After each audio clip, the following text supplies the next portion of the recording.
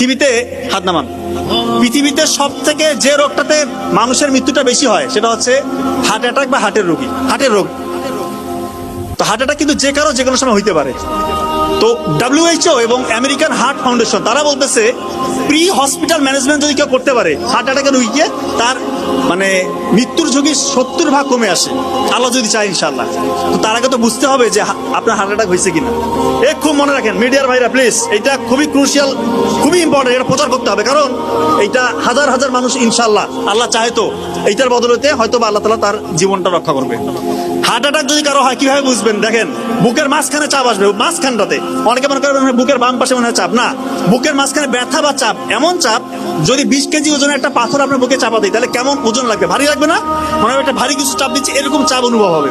সাথে এই চাপটা আপনার এই শোল্ডারে বাম হাতের দিকে ছড়িয়ে পড়বে, হাতটা মানে কপ কপ কপ কপ করতেছে, আপনার ওই সময় ঘাম ছুটবে, সাথে শ্বাসকষ্ট হবে এবং আপনার বই ভাব আসতে পারে এবং মৃত্যুর ভয়। এই কয়েকটা ফিচার যদি আপনার থাকে আপনি কাল বিলম্ব করবেন না। যদি হাসপাতাল বসে থাকে অবশ্যই হাসপাতাল নেবেন, কিন্তু অনেকের এরকম হয় যে হাসপাতাল একটু দূরে আছে। এই জন্য ওই WHO এবং আমেরিকান হার্ট ফাউন্ডেশন তারা বলছে প্রি হসপিটাল ম্যানেজমেন্ট বাসায় করতে পারবেন।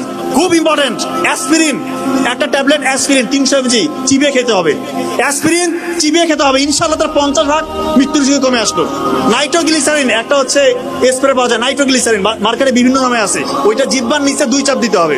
আর একটা হচ্ছে অ্যাটরভাস্টাটিন গ্রুপের যে কোনো একটা ওষুধ 40 mg খাইতে হবে।